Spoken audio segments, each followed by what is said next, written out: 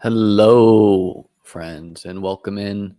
My name is Liam Murphy, and this is the only fantasy football channel you need in your lives.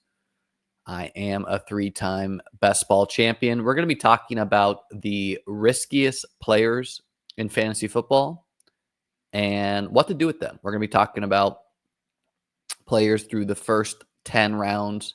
Going to choose a player in each round, roughly. And whether you should be buying these players, whether you should be fading these players. Now, most of my analysis comes through a best ball lens. That's where you can play tournaments and turn a little bit of money into a lot of money. And so generally, I'm assuming that you are drafting more than one team, right? If you're only doing a couple teams, this also applies, but we're going to be using this draft board from Best Ball Mania on Underdog, which is a half-point PPR site. First, let's just talk about risk. When we talk about risk, what do we mean? Well, generally, obviously, the player has major downside. They could be a huge bust.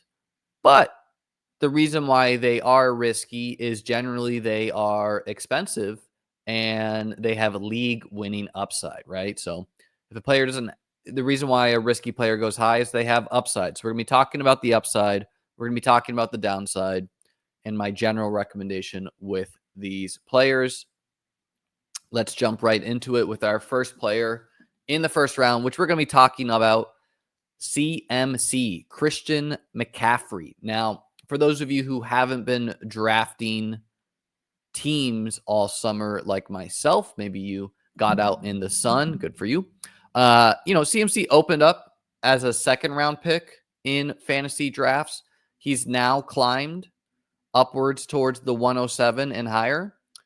And my personal recommendation with CMC, even though he has number one running back in his range of outcomes, is going to be a slight fade. I want to be slightly underweight on CMC. Of course, when we're talking about overweight, underweight, 8% would be average, 1 divided by 12, right? And so roughly 8%. And so I'm going to be generally underweight CMC because I don't think it's worth it to take on his risk profile for the opportunity cost of wide receivers like Puka Nacua, Nico Collins, Amon-Ra St. Brown, Malik Neighbors, Brian Thomas, etc. All five of these wide receivers, and maybe even Drake London, A.J. Brown, Ladd McConkey, have been wide receiver one overall in their range of outcomes. And not only do they have huge upside, they're also very safe, right? Of course, on Underdog and most fantasy platforms, you have to start 3 wide receivers each week. And so getting to start or drafting wide receivers who have huge target shares, and in Nico Collins' case, wins down the field, is just one of the best things you can do to set yourself up for success. And so CMC, if we look at his games played over the past couple years, it's not a great track record, right? Last year, we got 4 games. 2023, we got 16 games. 2022, 11. 2022, we got 17 with the Panthers and Niners. Maybe call it 17. I don't really know what happened with this bye week there, but 4, 16, we'll call it a healthy season. 16, 7, 3. Now, you might not think injuries are predictive, which, I tend to agree with you, but going along with, his rough injury history, the 2023 year we have to talk about a little bit, where Kyle Shanahan, in my personal belief, was just trying to get CMC the MVP. He wanted to get that for him, and he was doing things like playing CMC in blowout game scripts. In games where the 49ers are up 2 touchdowns in the fourth quarter, he was still running the ball with CMC. And he paid the price because CMC got hurt for the playoff run and they lost in the Super Bowl. Maybe because CMC wasn't fully healthy. So I think Kyle's learned a lesson from that, you would think, where, if the 49ers are beating up on a team, it's the fourth quarter. Are they really going to run CMC out there and let him go score a touchdown? Or are they going to give that work to Isaac Guerendo and co? So, yes, I want to be swinging for upside, but in general, the more expensive you are, the more I kind of want some safety, which can be counterintuitive to some. I do think that, if you're honest with yourself and you think you are not good at fantasy football, you are not good at best ball, then you should lean into risk in general because, if we use like a poker analogy, if you reach heads up against someone in poker in a poker tournament and you are the worst player, you want to introduce variance. So you want to be betting big because you want, you don't want to be playing a bunch of small pots where if you're the better player, you want to play a bunch of small pots and let your decisions lead to a victory. You want to increase the variance. And so if you're like, look, I don't know what I'm doing, I'm just blasting. Sure, lean into risk with every pick. Take the guy with the highest upside. Make that be your quote unquote edge, just slamming in CMC. So yeah, I'm going to be generally underweight CMC. Am I going to full fade him? Of course not. But I'll be probably closer to 4, 5, 6% because I want all of the Puka, Nico, Amon-Ra, Malik Neighbors, Brian Thomas that I can get. Moving on to the second round, we're going to key it up with Derrick Henry. Now, Derrick Henry was a smash last year for the Ravens as a 4th-round pick. He's now going as a 2nd-round pick. He goes as a 1st-round pick sometimes. Again, it has to do with the opportunity cost for Derrick Henry. First off, the man is 31. In general, you're not going to be making a lot of money drafting old running backs at expensive costs. So I know Derrick Henry was a smash last year, but again, as he comes at the expense of guys I just prefer straight up and are not as old. I like A.J. Brown more. I like Drake London more. I like Achane more. I will not be having as much Derrick Henry. I do actually quite like Derrick Henry's playoff schedule, weeks 15, 16, 17, when the money is won. I like the Cincinnati game, the New England game at Green Bay. I like those games if he is healthy and the running back then. CMC schedule, by the way, kind of meh. It's all right. Tennessee at Indy, Chicago. Could be some beatdowns, could be whatever, and I do think, Lamar Jackson threw for 40-something touchdowns last year, so there is room for Lamar to negatively regress as a passer as far as stealing touchdowns.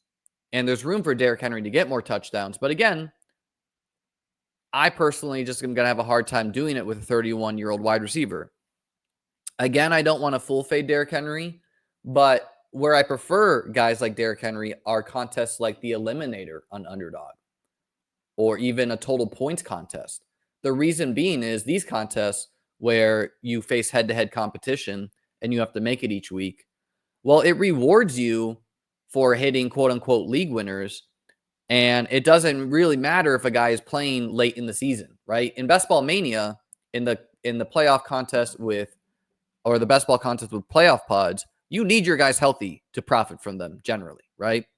And so, yeah, Derrick Henry, he's going to be a general fade for me at the 1-2 turn. I do think it's people reacting to last year. They felt bad that they didn't draft him in the 4th, so now he's a 1st, 2nd-round pick. I don't care who it is. You're running back, you're 31. I know he is the Terminator somewhat with his workouts. It's going to be a general fade for me. Just prefer the elite wide receivers, prefer Achane. I have him closer ranked to a back end of the 2nd-round pick. Moving on to the 3rd round. And, on this draft board, he went the 2nd round, but Tyreek Hill goes at the 2-3 turn. Is Tyreek Hill. Tyreek Hill is also 31, as you can see. And, Tyreek Hill has a huge range of outcomes. Number one, we have to be concerned with Tua's health. Tua obviously has dealt with a lot of concussions in his career. So if Tua gets hurt, that's not great for Tyreek. Their backup quarterbacks are Zach Wilson, which maybe that has some fantasy appeal. Tyreek dealt with a wrist injury last year, really unreported by most. But my general recommendation with Tyreek is to be buying somewhat. Again, you need to start 3 wide receivers a week in these best ball tournaments. And look at who Tyreek Hill is competing with. He's competing with T. Higgins. He's the wide receiver 2 on his team. He's competing with Devontae Adams. He's also old, wide receiver 2 on his team. He's competing with Garrett Wilson. His quarterback is Justin Fields. He's competing with Marvin Harrison. He wasn't that good last year. So I know Tyreek has downside concerns. he's a guy who wins with speed, right? And the concern is when you win with speed, once you are no longer the fastest guy in the field, you're not really that threatening anymore. However, reportedly, he's lost 10 pounds or so. He wants to get faster. So he probably realizes that, look, I need to be fast to have my edge on the field. And, his playoff schedule, just the Miami playoff schedule is pretty appealing. At Pitt, meh. But then Cincinnati, bad defense, good offense. Tampa, bad defense, good offense. In good weather, very appealing. So yeah, Henry, I know he's old. I'm kind of fading. Wide receivers, not quite the same thing. We have seen wide receivers 31, 32 still have good seasons. If Tyreek loses a step, okay, it could be over. But, Jonnu Smith is shipped out, so maybe Tyreek gets more short yardage work. Really for Tyreek and really all players in best ball, if they just have a huge game week 17, they can pay off costs. So my general recommendation with Tyreek is to buy. He did fall to the third round at times, but 2-3 turn, I think he's a buy for us. Moving on to our fourth round pick, and we're going to talk about Rashee Rice. Now, Rashee Rice, the news came down today. Many were not expecting a suspension for Rashee Rice until next year. But out of nowhere, we got the news that Rashee Rice is for his reckless driving. It really is a crazy, if you haven't seen the car crash, it's crazy. He was recklessly driving, crashed, endangered people's lives. It's come down that he's settled. I don't know all the legalese, but basically I think he has to pay $1 million to the victims, and it's expected that he's going to get a suspension from the NFL. How long? We don't know. I'm going to estimate it's somewhere between 4 to 6 games. Rashee Rice opened as a 3-4 turn, where I think he's a screaming buy. I do prefer Rashee Rice, the talent, straight up over Xavier Worthy, the talent. Rashee Rice, I think if he doesn't get hurt last year, I think he would be a first-round wide receiver right next to Puka Nacua, right next to Amon-Ra, right next to Nico Collins. Now, the reason why he's depressed in price somewhat is obviously he did get injured. We do have suspension questions. And then it is a question of like, okay, maybe Xavier Worthy is the next Tyreek Hill. He got some of the short yardage work last year, but we're using Rashee Rice as our fourth-round pick. He could fall even further, and my recommendation on him is just going to be to buy him. I put some examples here. People are so week one brained where, there are some conspiracy theorists out there that think, well, maybe Rashee Rice isn't fully healthy. And so him being suspended to start the season doesn't even really matter. It just allows him to heal up.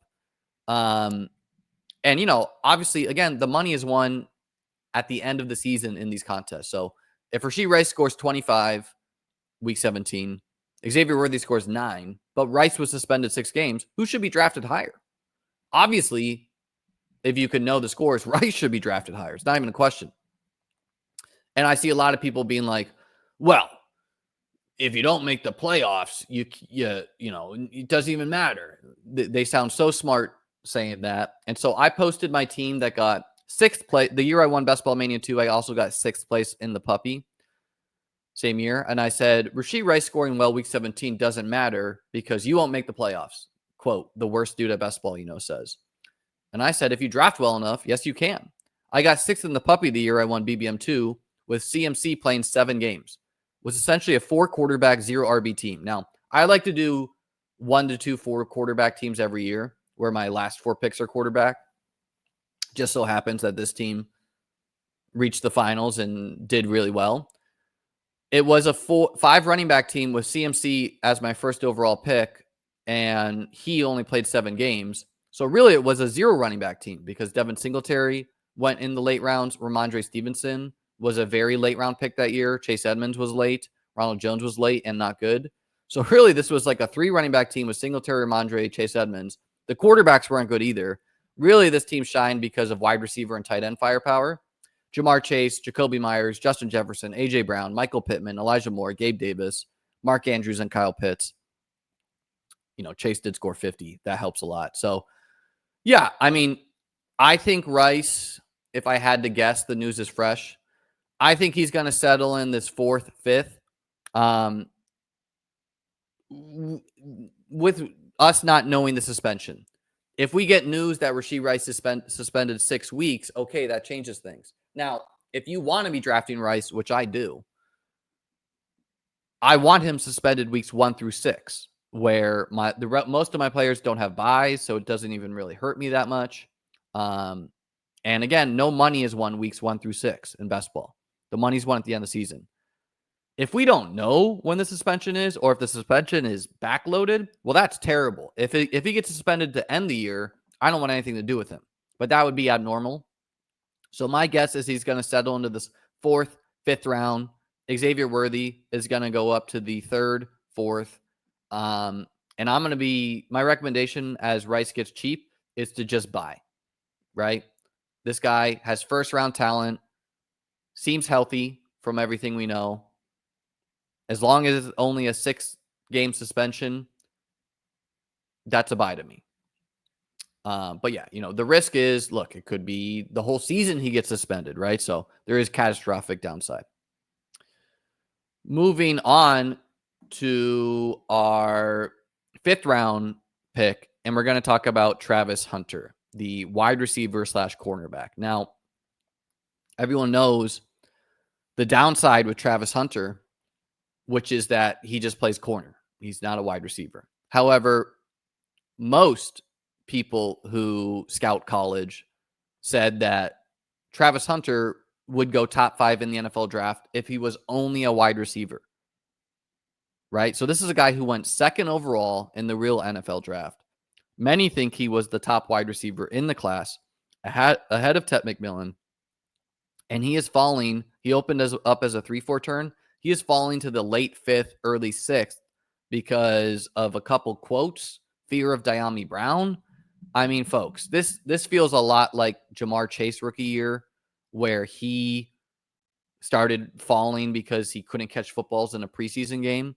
Many think Travis Hunter is a wide receiver if he hits, who will be on the level of Justin Jefferson, Jamar Chase, Malik Neighbors. So I think this is a close your eyes and buy. The game we're playing here is best ball. You don't even need to know the games he's running 100% of the routes, right? I put this tweet out here, and it says, as Travis Hunter, the 2nd overall pick in the NFL draft, approaches the 6th round in best ball drafts near you, a meme to illustrate how the market isn't always logical when treating risky players. And the meme says, CMC has risk, but think of his upside. Everyone's in that line. Travis Hunter has risk, but think of his upside. No one's in that line. Moving on to the 6th round. There were a couple guys I could have gone with here. Could have gone with Chris Godwin, who, just injury risk, but huge upside. But we're going to go with Kaleb Johnson. I mean, to me, Kaleb Johnson is just quite expensive for what he is. I actually was drafting Kaleb Johnson a lot in the big board. I haven't found myself drafting him that much in Best Ball Mania and Co. And my recommendation is to be slightly to majorly underweight at the 6th round. First, I think he's coin flipping with Jaylen Warren as far as who is the starting running back you want. Jaylen Warren goes in the 9th round. He goes in the 6th round. Secondly, he got later draft capital than we were hoping for. He went in the 3rd round at pick 19. How I heard people talk about Kaleb Johnson is I was hoping he was going to go in the 2nd round. And so he goes later in the draft. This is third round pick 19. That is later than Blake Corum and Trey Benson the year before. That's where Marshawn Lloyd went. Now, you could say that this running back class was so good that everyone kind of went cheaper in drafts because they were like, oh, why take Kaleb Johnson here when I can get whoever, Dylan Sampson later. But yeah, to me, 3rd round rookie, not a good team, most likely. The Steelers, right? Like, this team most likely won't be good. He's supposed to be kind of like a breakaway runner who's not that fast. I don't really like his playoff schedule. Miami, okay, that's pretty good. At Detroit, I don't think that feels good. Like, is Pitt going to be able to run the ball in Detroit as they score points? Probably not. At Cleveland, feels like just an ugly game. And so, yeah, I think The running back fever is a little crazy here for Kaleb Johnson. I strongly prefer Jaylen Warren to him at cost, and I might prefer Jaylen Warren straight up to Kaleb Johnson. So to me, my recommendation is he's risky and he's a fade. Moving on to the 7th round, we're going to talk about Isiah Pacheco. Isiah Pacheco ended last year in drafts as a 2-3 turn. Optimism was high. And he started the year, courtesy of Fantasy Pros here, somewhat appealing. 15 rushing attempts, 45 yards, 19 rushing attempts, 90 yards, average of 4 targets a game in the first 2 weeks. Then he gets hurt, and he returns probably before he was healthy, and he wasn't good. You're competing. Who's he competing with for touches over there? He's competing with Kareem Hunt, who was very inefficient last year. He's competing with a 7th round rookie, Rashard Smith, who's maybe good, but he's a 7th round rookie for a reason. He's competing with Elijah Mitchell, who has never been a bill of health and got cut from the 49ers. And there's rumors he could get cut. So my recommendation with Pacheco is it's just so easy for me to see him being a league winner, scoring 10 plus touchdowns on the year. I understand the downside. The downside is that he's just not healthy. He's not good anymore. I always thought he was kind of overrated as a player. I just think people like how he runs funnily, really stamps the ground hard. And, this round, I like a lot of these wide receivers. But when I do be going running back, I want to be getting some Pacheco. So I will at least be matching the field at 8%. And ideally, I want to end a little bit above. Like, I like Swift. I like Pollard. I like Aaron Jones. But I think Pacheco's just being, cheap because of the downside. But, if we think of the upside and, as we get cheaper in drafts, who cares about your downside, right? If you have upside, let's go. You missing on a 7th round pick does not hurt you as much as missing on a 1st round pick, right? So, yeah, my recommendation with Pacheco is just close your eyes, buy it up. Chiefs playoff schedule. Chargers at Tennessee and then home against Denver. That Denver game could be snowy. They have one of the best secondaries in the NFL. That could be a Pacheco game. So, yeah, I want to be getting me some Pacheco. Moving on to the 8th round. Could have done a couple players here. Could have done Judkins with his legal case. We're going to leave that alone. We're going to do Brandon Aiyuk. My recommendation with Brandon Aiyuk is to buy. His last healthy season, he had 1,342 yards. We are getting rumors that, or not even rumors, Juwan Jennings wants a new contract. Ricky Pearsall might be good. He might not. Like, the jury's kind of out, right? He got shot, so we want to give him some leeway there. He was very bad when he returned, and then he ended the year very strong. So I don't, former 1st round pick, I don't know. Obviously, George Kittle is going to be a good receiving threat, but Brandon Aiyuk, he's hurt, and so the risk is that he misses 1, 2, 3, 4, 5, 6, 7 games. I'm getting mixed reports on his health. If he starts on the PUP and only misses 4 games, well, then I feel like him, like I feel like Godwin and Rashee Rice, where it's like, well, I should be drafting rosters that can carry this. The money's won at the end of the season. I want pieces of the 49ers passing game. It is ambiguous. And, Brandon Aiyuk, he won 88 here. He goes in the 9th sometimes. He goes in the 10th sometimes. So my recommendation with Brandon Aiyuk is to simply buy. I think he's one of the most talented wide receivers in football. Your team, even if he does end up on PUP and misses 4 games or so, your team should be able to support that. I think he's, close to a 1,500-yard receiver if fully healthy. Wins down the field, does a lot for that offense. Moving on to the 9th round, and we're talking about yet another Chief. So, we're talking about risky players. They have upside. So we're talking about 3 players from the Chiefs offense. We're going to talk about Travis Kelce.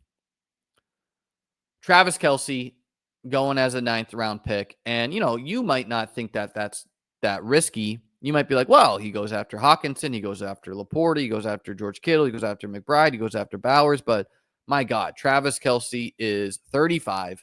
He has clearly lost juice. He has no yards after catch anymore. And the biggest indictment on him is that you can get guys like David Njoku, Dalton Kincaid, Colston Loveland, the 10th overall pick in the draft, Tucker Kraft, who I prefer straight up over Travis Kelce, Tyler Warren, Dallas Goedert, Jonnu Smith, Jake Ferguson, Isaiah Likely. You can get Zach Ertz cheap. You can get Hunter Henry cheap. So how deep tight end feels is one of the biggest indictments on Travis Kelce. I think he's being pulled up in price because of name value and, because he correlates with Mahomes here. But my recommendation is going to be to generally fade him, mix him in here and there, right? Again, week 17, they get the Broncos. So that game to me feels like a game they'll more lean on the running game, lean on the linebackers versus target their corners.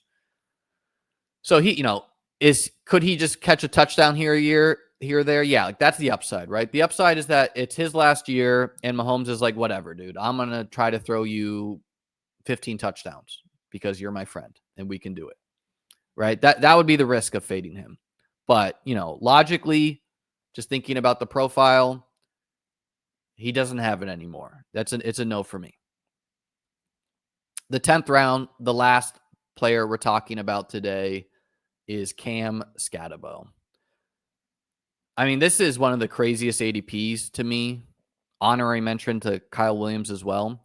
But Cam Skattebo plays for one of the worst teams in the league on paper, the New York Giants, a team with a 5.5 win total, according to BetMGM. He did not get awesome draft capital. He got 4th round draft capital, which again, he was expected to, how people talked about him in pre-draft, they talked about him like he was a 3rd round pick, a 2nd round pick. Guys like Trevor Etienne, we don't draft at all. Woody Marks goes, we don't draft at all. Jarquez Hunter is an 18th round pick. Dylan Sampson, before the Judkins news, was a 18th round pick. Cam Skattebo, I think partially because, I don't know, people just like how he looks or something, for some reason is going as a 10th round pick, and at times he goes as a 9th round pick. Now, it does reflect the ambiguity of the Giants running back situation where Tyrone Tracy is there. I thought Tyrone Tracy was pretty good as a rookie. He's explosive, former wide receiver.